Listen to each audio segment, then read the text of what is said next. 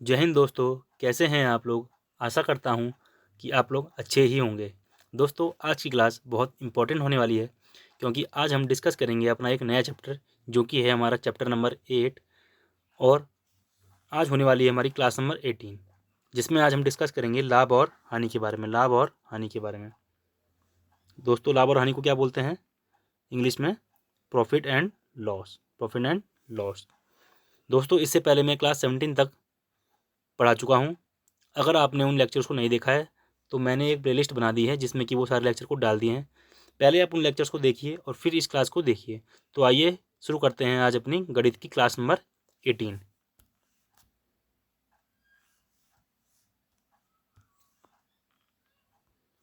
देखिए दोस्तों, आज स्टार्ट करते हैं अपनी चैप्टर नंबर 8 को, जो कि हमारा क्या है? लाभ और हानि, यानी कि profit and loss. Profit and loss. तो दोस्तों देखिए, लाभ हो या हानि हो, लाभ हो या हानि हो, हमेशा हमारी किस पे होती है बताइए? क्रय मूल्य, यानी कि कॉस्ट प्राइस पे होती है। हमेशा किस पे होती है? कॉस्ट प्राइस पे होती है। तो सबसे पहले यही देख लेते हैं कि दोस्तों हमारा क्रय मूल्य क्या होता है। क्रय मूल्य क्या होता है? तो दोस्तों देखिए, क्रय मूल्य, क्रय मूल्य इंग्लिश में क्या कहते हैं हम? Cost price. Cost price short form में क्या बोलते हैं इसको? C P. आइए देखते हैं क्या होता है। जिस मूल्य पर वस्तु खरीदी जाती है, जिस मूल्य पर वस्तु खरीदी जाती है, जिस मूल्य पर वस्तु खरीदी जाती है उसे हम क्या बोलते हैं? Cost price. जैसे कि आपने कोई चीज़ खरीदी, 5 रुपये में, तो उस वस्तु का क्रय मूल्य कितना हो गया बताइए? 5 रुपये। 5 रुपये। आइए देखते हैं विक्रय मूल्य। विक्रय मूल्य यानी कि क्या बोलते हैं? Selling price. सेलिंग प्राइस यानी कि SP। शॉर्ट फॉर्म में क्या बोलेंगे? SP। ठीक है दोस्तों, इसको पढ़ते हैं क्या है ये? जिस मूल्य पर वस्तु को बेचा जाता है, जिस मूल्य पर वस्तु को बेचा जाता है। मान लीजिए आपने कोई वस्तु 7 रुपये में बेची, तो वो क्या हो गया? आपका विक्रय मूल्य। 5 रुपये में आपने खरीदी थी तो वो हो गया क्रय मूल्य। 7 रुपये में बेची तो वो क्या हो गया? आपका विक्रय मूल्य। ठीक है दोस्तों, आइए आगे देखते हैं।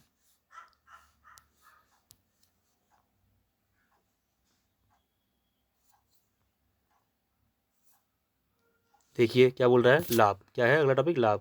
लाभ को इंग्लिश में क्या बोलते हैं बताइए? प्रॉफिट। क्या बोलते हैं? प्रॉफिट। आइए देखते हैं प्रॉफिट क्या होता है। जब विक्रय मूल्य क्रय मूल्य से ज़्यादा हो, यानी कि विक्रय मूल्य यानी कि जो चीज़ हमने बेची है उसका मूल्य किससे ज़्यादा हो? क्रय मूल्य से, यानी कि जो जितने में हमने उससे खरीदा है उससे क्या हो? ज़्यादा हो। यानी कि शॉर्ट फॉर्म में अगर हम देखें तो प्रॉफिट को क्या बोलते हैं? P बोलते हैं। क्या बोलते हैं? P। तो P क्या हो जाएगा? SP माइनस CP, यानी कि विक्रय मूल्य माइनस क्रय मूल्य। यहाँ पर दिख रहा है आपको क्या चीज़? कि हमारा विक्रय मूल्य क्या है? ज़्यादा है। विक्रय मूल्य ज़्यादा होगा तभी तो हमें लाभ होगा। हमने कोई चीज़ 5 में खरीदी और 7 में बेच दी, इसका मतलब हमें लाभ कितने का हुआ? 2 रुपये का लाभ हुआ। ठीक है दोस्तों, सेम इसी तरह हमारा क्या है? हानि। क्या है? हानि, जिसे हम क्या बोलते हैं इंग्लिश में? लॉस। लिखते कैसे हैं इसको? L।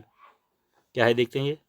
जब विक्रय मूल्य क्रय मूल्य से कम हो, यानी कि जो जिसमें बेचा गया है वो मेरा खरीदे हुए दाम से क्या हो? कम हो। जैसे कि देखिए क्या है? लॉस क्या होती है? CP minus SP। इसमें क्या ज़्यादा होगा? CP ज़्यादा होगा, क्रय मूल्य ज़्यादा होगा। क्रय मूल्य इसमें क्या होगा? ज़्यादा होगा। उदाहरण देख लेते हैं, यहाँ पर नीचे उदाहरण दिया गया है। जैसे कि मान लीजिए हमारा क्रय मूल्य 50 रुपये, मतलब हमने कोई चीज़ कितने में खरीदी बताइए? 50 रुपये में खरीदी। अब हमारे हमने क्या कर लिए? 2 पार्ट बना लिए। पहले में अगर हमारा विक्रय मूल्य कितना है बताइए? 60 है। कितना है? 60 है। विक्रय मूल्य कितना है? 60 है। तो देखिए अगर विक्रय मूल्य 60 है तो हमारा लाभ क्या हो जाएगा बताइए? क्या होगा? सबसे पहली चीज़ तो हमें क्या होगा? लाभ होगा, क्योंकि विक्रय मूल्य ज़्यादा है। तो कितना लाभ होगा?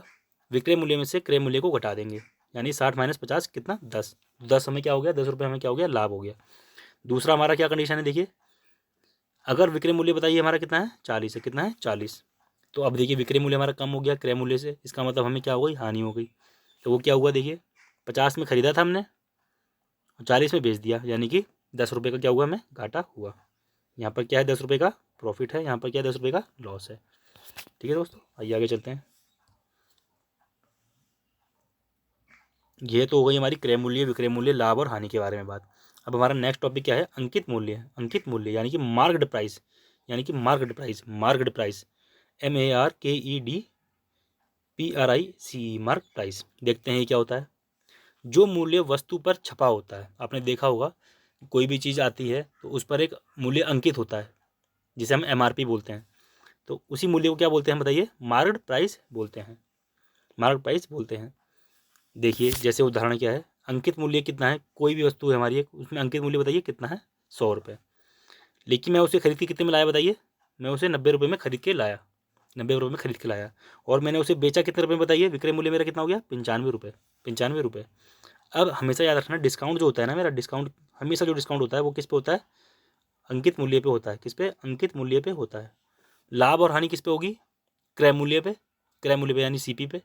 और डिस्काउंट किस पे होगा, हमेशा अंकित मूल्य पे। तो देखिए डिस्काउंट कितना हो गया, अंकित मूल्य मेरा कितना था बताइए, 90 मेरा क्या था, ये 100 मेरा क्या था, अंकित मूल्य था।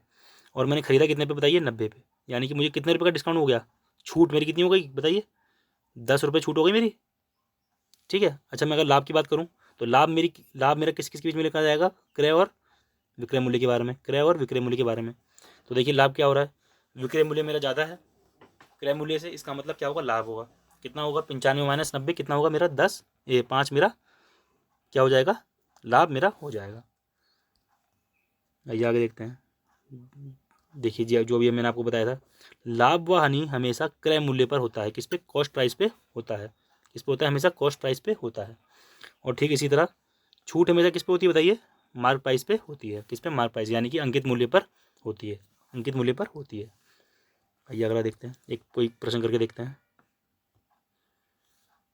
देखिए प्रश्न क्या कह रहा है मेरा, एक वस्तु का विक्रय मूल्य कितना है बताइए, 50, कितना है 50, यानी कि क्या हो गया विक्रय मूल्य मतलब एसपी, कितना हो गया, एसपी सेलिंग प्राइस।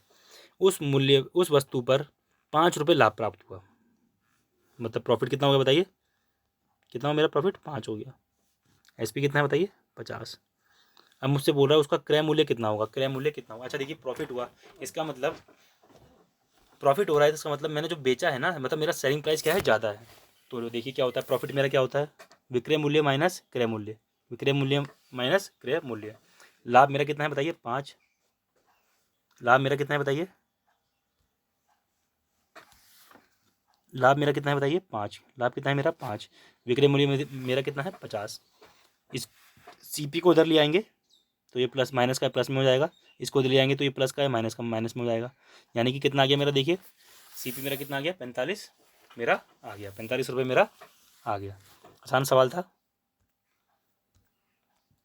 आइए देखते हैं, अगर हमसे पेपर में पूछता है लाभ प्रतिशत कितना होता है, क्या लाभ प्रतिशत कितना होता है। तो देखिए लाभ लाभ कब होता है, जब विक्रय मूल्य ज़्यादा होगा, किससे, क्रय मूल्य से। ठीक है। तो देखिए लाभ प्रतिशत में क्या होता है, विक्रय मूल्य माइनस क्रय मूल्य, विक्रय मूल्य माइनस क्रय मूल्य। और भाग किससे देंगे बताइए, हम क्रय मूल्य से क्या करेंगे, हम भाग कर देंगे। और गुणा किसी कर देंगे बताइए, गुणा किसी कर देंगे 100 की। ये हमारा क्या है, फॉर्मूला है। लाभ प्रतिशत क्या होता है, S P minus C P divided by C P into 100। ये मेरा क्या है, लाभ प्रतिशत। इसको कॉपी में आप अपने उतार लीजिएगा। आइए दोस्तों एक सवाल और करते हैं।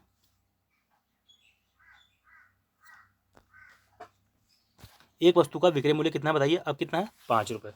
और अब देखिए इस पर क्या हो रही है, हानि हो रही है, हमें क्या हो रहा है, लॉस हो रहा है, क्या हो रहा है, लॉस हो रहा है 5 का। इसका मतलब क्रय मूल्य मेरा ज़्यादा रहा होगा और विक्रय मूल्य मेरा क्या होगा, कम होगा। तो देखिए अब मुझसे पूछ रहा है कि उसका क्रय मूल्य क्या होगा। तो मुझे पता है हानि क्या होती है, क्रय मूल्य माइनस विक्रय मूल्य, क्रय मूल्य माइनस विक्रय मूल्य। हानि मेरी कितनी है बताइए, 5 है, क्रय मूल्य मुझे निकालना है, और विक्रय मूल्य मेरा बताइए कितना है, 50 मेरा है, 50 मेरा है।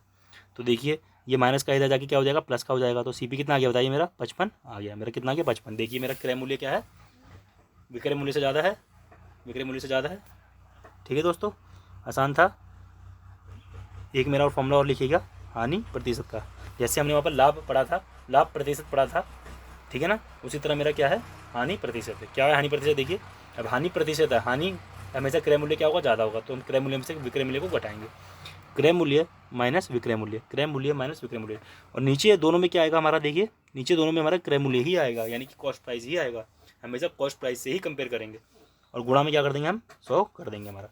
यानी हमारा लॉस परसेंट कितना हुआ, C P minus S P divided by C P into 100। इसको अपनी कॉपी में उतारिएगा फॉर्मूले को। आइए आगे चलते हैं।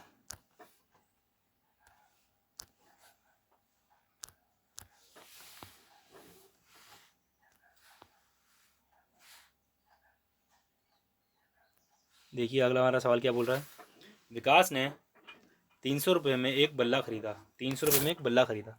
अच्छा उसने खरीदा है तो ये मेरा क्या हो गया, तो मेरा क्या हो गया, सीपी हो गया, कॉस्ट प्राइस हो गया, यानी कि क्या हो गया, क्रय मूल्य हो गया। वह उसे कितने रुपए में बेचे कि लाभ कितना हो बताइए, 20% हो। लाभ कितना हो बताइए, 20% हो। लाभ मेरा बोल रहा है कि 20% हो, इसका मतलब विक्रय मूल्य क्या होगा, ज़्यादा होगा। अगर तभी तो लाभ होगा मेरा, जब विक्रय मूल्य मेरा क्या होगा, ज़्यादा होगा। तो देखिए इसको हम किस तरह करेंगे। माना क्रय मूल्य मेरा कितना है बताइए, 100। मैंने मान लिया क्रय मूल्य 100 है, माना मैंने। अब देखिए लाभ परसेंट मेरे से बोल रहा है कितना, 20% लाभ, 20% लाभ। तो देखिए 100 का 20% पहले कितना होगा, निकालेंगे हम। 100 का 20% मैंने आपको पीछे निकालना सिखाया था, कैसे निकालेंगे, 100 गुणा 20 डिवाइडेड बाय, परसेंटेज को नॉर्मल वैल्यू में चेंज करना है, मानी यानी कि नंबर में चेंज करना है, तो क्या करेंगे, डिवाइडेड बाय 100, डिवाइडेड बाय 100। 100 से 100 कटा कितना आ गया बताइए, 20 रुपये। 100 का 20% कितना हो गया, 20 रुपये हो गया। यानी कि उसको लाभ कितना हुआ बताइए, उसको लाभ कितना हुआ, देखिए उसको लाभ कितना हुआ बताइए, 20 रुपये उसको क्या हो गया, लाभ हो गया। 20 रुपये उसको क्या हो गया, लाभ हो गया। अब देखिए 20 लाभ हुआ, 100 में उसने खरीदा था, 20 लाभ हुआ, ठीक है। यानी कि उसने बेचा कितने में होगा, बेचा कितने में होगा, 120 में बेचा होगा, 100 प्लस 20, तभी तो 120 आएगा मेरा। यानी कि उस विक्रय मूल्य कितना है, 120, लाभ हुआ 20 का, खरीदा कितने में था, 100 में।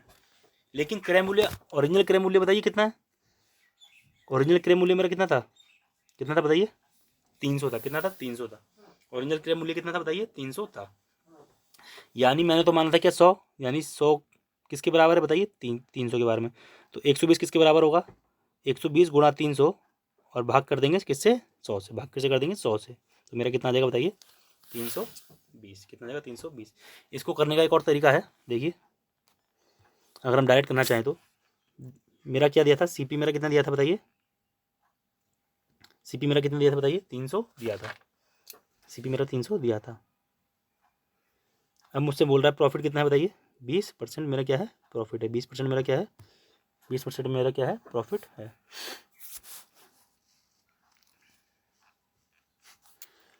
अब देखिए मैं यहाँ से निकाल लेता हूँ प्रॉफिट कितना होगा, ठीक है। मैं यहाँ से निकाल लेता हूँ प्रॉफिट कितना होगा।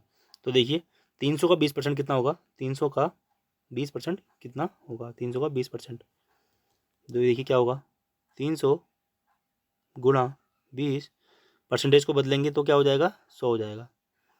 2 जीरो से 2 जीरो कैंसिल, कितना हो गया बताइए, 3 दूनी 6, यानी कि 60। यानी कि प्रॉफिट कितना हुआ बताइए उसे, वो प्रॉफिट कितना हुआ बताइए, 60। सीपी मेरा 300 था, यानी कि क्रय मूल्य मेरा कितना था, 300 था। प्रॉफिट कितने का हुआ, यानी लाभ कितने का हुआ बताइए, 60 का। कितने का हुआ, 60 का। तो बताइए मेरा एसपी कितना आ जाएगा, बताइए मेरा एसपी कितना आ जाएगा, एसपी कितना आ जाएगा बताइए। सीपी में मैं क्या जोड़ दूंगा, प्रॉफिट को मैं जोड़ दूंगा। तो देखिए सीपी कितना था बताइए, 300, प्रॉफिट मेरा कितना हुआ बताइए, 60 का। तो कितना आ गया बताइए, 360 रुपये मेरा आ गया उत्तर। ठीक है, हम इसको इस तरह भी कर सकते हैं, मतलब या तो दो तरीके से हम कर सकते हैं, या तो हम 100 मान के करें, या तो हम डायरेक्ट कर दें। ठीक है दोस्तों, बात एक ही पड़ेगी, दोनों तरह से मैंने आपको करके दिखा दिया। चलिए अगला देखते हैं क्या है।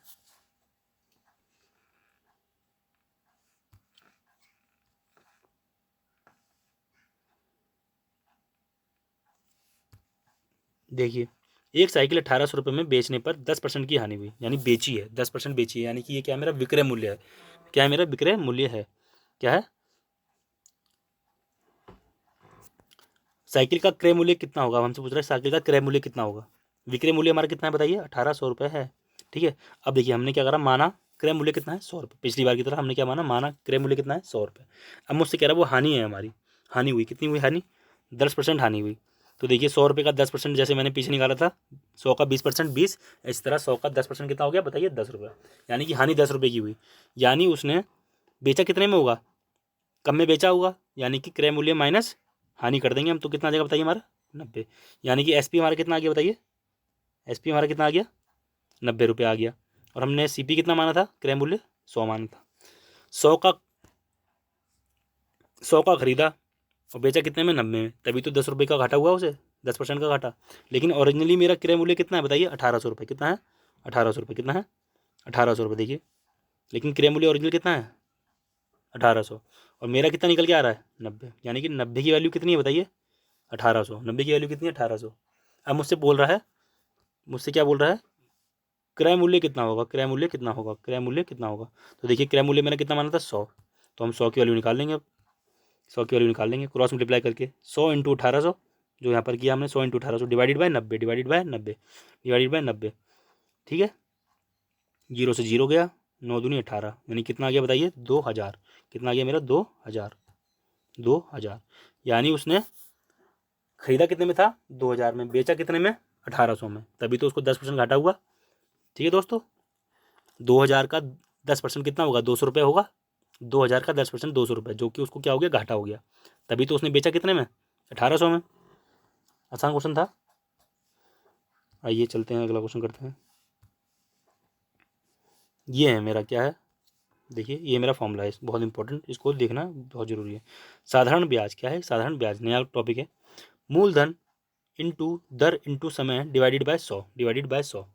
ठीक है दोस्तों, साधारण ब्याज कैसे निकालते हैं, मूलधन, मूलधन यानी कि जो हमारा मूलधन है, जितना हमने पूरा पैसा लिया है वो हमारा क्या हो गया मूलधन हो गया।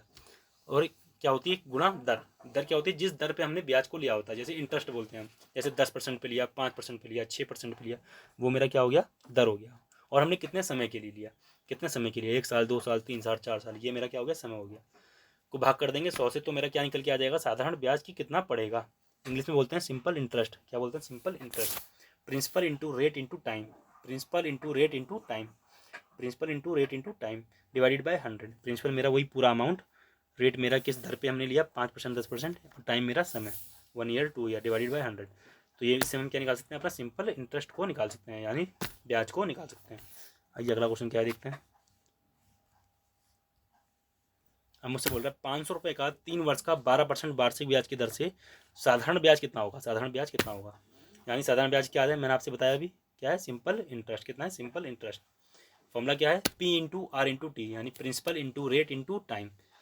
अगर हिंदी में बोले तो मूलधन गुणा दर गुणा समय। तो देखिए मूलधन मेरा कितना है 500, यानी कि मेरा पी कितना है बताइए, पी कितना है मेरा यार 500। दर मेरी कितनी है बताइए, दर मेरी कितनी है 12%, दर मेरी कितनी है बताइए 12%। और समय कितना है बताइए 3%, समय कितना है मेरा 3%। तीनों को भाग कर देंगे किससे 100 से, बाकी काटेंगे। देखिए 100 से गया जाएगा 5 बार, 12 पंजे 60, 60 दिया 180, यानी कि कितना आ गया मेरा सिंपल इंटरेस्ट, मेरा साधारण ब्याज कितना आ गया बताइए, साधारण ब्याज कितना आ गया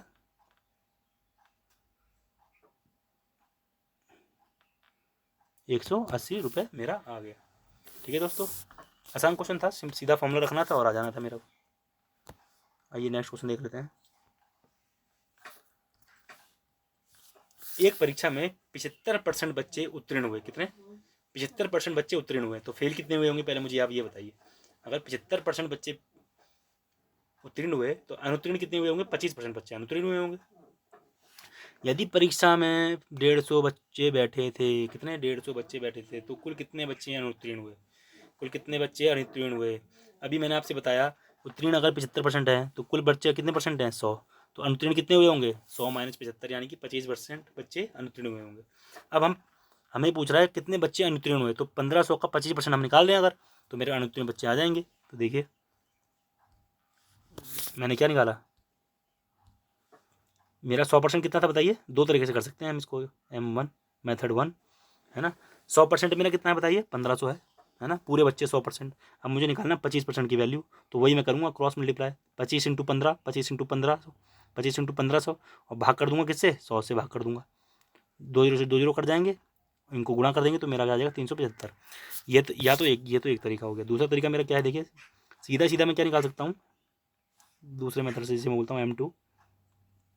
1500 का सीधा सीधा मैं क्या निकाल सकता हूँ 25% निकाल सकता हूँ। तो 25% है, हटाने के लिए परसेंट हटाने के लिए क्या करूँगा 100 करूँगा भाग से, भाग से क्या करूँगा 100 से क्या करूँगा भाग कर दूंगा, 2 जीरो से 2 जीरो गए है ना, 15 इंटू 25, 15 इंटू 25, आइए कर दिए 25 पंजे 125, 25 पंजे 125, हासिल लगा मेरा कितना 12, 25 एकम 25, 25 एकम 25, 25 और 10 35, 35 और 2 37, 375, 375 मेरा क्या हो गया बच्चे हो गया। तो हम दो तरीके से सवाल कर सकते हैं। ठीक है दोस्तों, हमें पता है 1500 है तो वो क्या हो गया, जो टोटल है वो क्या हमेशा 100% होगा। 100% अगर 1500 है तो मेरे 25% मेरा क्या होगा उससे निकाल लेंगे हम, या तो हम सीधा क्या करें 1500 का 25% निकाल लें, दोनों तरीके से हम क्या कर सकते हैं अपने उसको निकाल सकते हैं क्वेश्चन को। तो दोस्तों यहाँ पर मेरा चैप्टर खत्म होता है।